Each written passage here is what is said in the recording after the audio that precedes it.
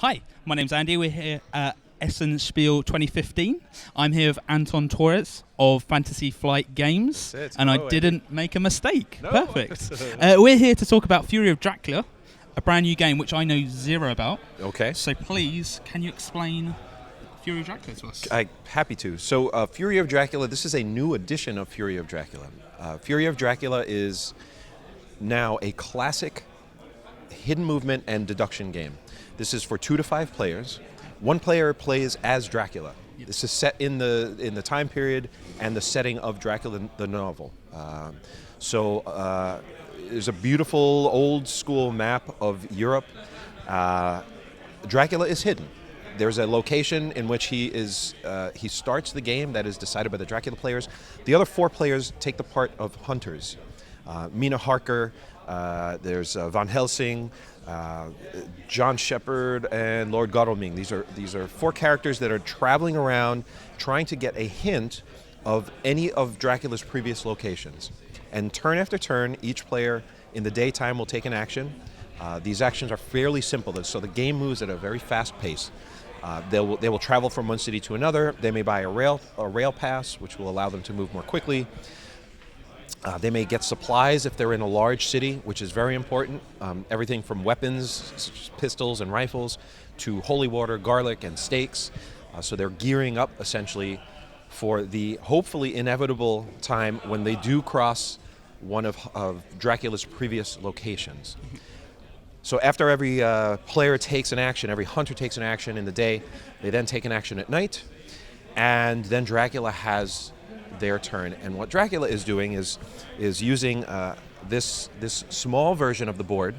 Every single map location has a card to represent it. So here, for example, these are each city on the map. Dracula will take one that is a legal move from the point at which they are now, puts it onto a row of cards that is essentially the path that they're following, and then they also put an encounter down. So there are young vampires, for example, that Dracula has sort of hidden away in this hideout in that city. There are sometimes wild animals that he has influenced, so they will attack innocents if the hunters come into town. Sometimes the vampire is actually planting rumors, and so this sort of false information. So these things are happening. Dracula's path continues to grow, and turn after turn, the hunters are traveling blindly. Yep. Right, just looking to cover as much of the map as they can. The trouble with this is, as the days and weeks progress, Dracula is inevitably moving towards victory. The Dracula player wants to increase influence. There's a tracker on the board. Once it hits 13, Dracula has won. Okay. His dark influence across Europe has gotten to a point where there is no turning back, and it will fall under his dark spell.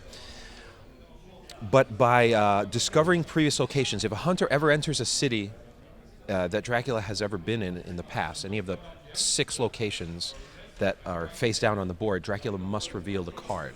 Okay. And so essentially, as a hunter, you walk into Zurich, for example, and you discover rumors, right? That's what that represents. It's like 4 turns ago, the Dracula player was here. And so now the players are looking at this map and trying to figure out, well, 4 turns, where can Dracula move in 4 turns? And that then influences their hunt. So hidden movement for Dracula and trying to stay out of their way, and then deduction for the players. There's a ton of theme in the game. There's combat if you do run across a vampire or you cross paths with Dracula. There's a very clever combat system where in the early game, the hunters are very weak. They can't accomplish much. They don't have the holy bullets or the holy water or the garlic, so they're kind of desperate.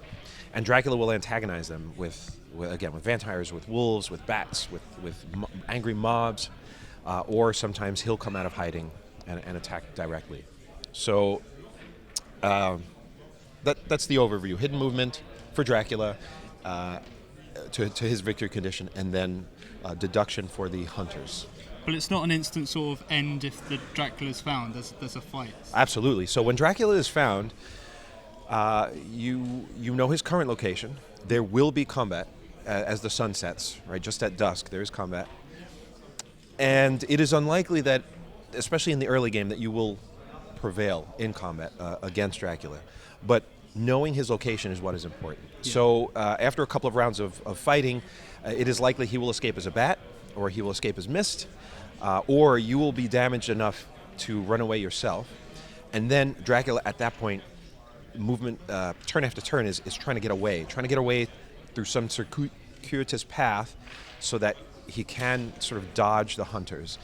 Mechanically, there are things that I can't show you in this brief overview where he can turn into wolf form, for example, and appear 2 spaces away. He can sort of go into hiding for a turn. There are some other cards that, as the hunter, this is really about mind games, right? And that's a lot of the fun of the game. Is on whether you're playing as Dracula or as one of the hunters, is trying to figure out what the heck, what is he up to? Has he traveled by water, and if so, where? There are multiple areas around Europe where he can enter the water, and so you'll know that he's entered water. There's a different card back, but you don't know on what shore. So did he run away because we're close? Did he run away because he's trying to distract us? Yeah. And the tension ramps up because, again, as the week ends, Dracula's influence is going to increase. As each hunter is defeated in combat and is rushed to the hospital, Dracula's influence increases. As they don't figure out where these hideouts exist, if a vampire is spawned, that increases his influence. So it's a race against time with very little information early game, and a sort of sense of desperate searching. Yeah. But once you start finding Dracula, then it's you sort of like smell blood. Yeah. You're like, oh, we gotta go. You get the holy water. You bring the holy, bring your stakes, and then it's a sort of a desperate attempt to take him down by force. While you can. Yeah, while you can. That's interesting. And the cards sort of replace the traditional sort of pen and paper that other games seem to use. Yeah, and that accomplishes a few things. So on the board there are 6 spaces. Those are called hideouts. So there will only ever be 6, a path of 6 unbroken cities. If you, so now I mentioned there are encounters. I'm going to reach over. When Dracula places the next move, he will place one of a hand of encounter cards. Yeah. And these are, in this case, desecrated soil. This allows Dracula to get more resources. So it's just a face-down card. If the card makes it to the end of the 6th row, of the 6th spot, and now is moved off the board, there's an extra effect at the bottom, which is called the matured effect. So Dracula essentially is trying to keep all of his hideouts hidden, or at least keep the hunters from clearing them out. They can go and face whatever is there and sort of discover what is it that he has left. Is it a vampire? Let's kill it. Let's fight it now. If they wait too long and it falls off, Dracula gains in strength very quickly. Yeah. So it's about placing traps in their way, even though it is visible. Yeah. And then if this hideout falls off the map, that is a location I can return to now because the location card returns to my deck. Okay. That's cool. While it's out, I can only get 6 spaces away before I can double back on the same location. Yeah. So that's really cool. There seems to be a lot of sort of hidden movement games sort of coming out at the moment. Sure. What do you think Fury of Dracula's strength is against sort of other hidden movement games? Well, hidden movement is a category. Yeah.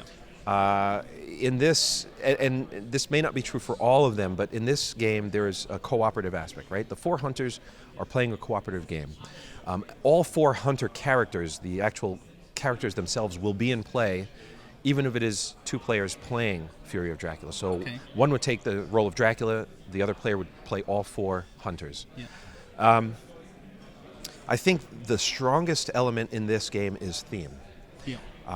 If you enjoy the Dracula, the novel, if you enjoy the sort of gothic horror, the unpredictability of rushing out into the darkness to combat, to face something, but you know at the end, Dracula is waiting.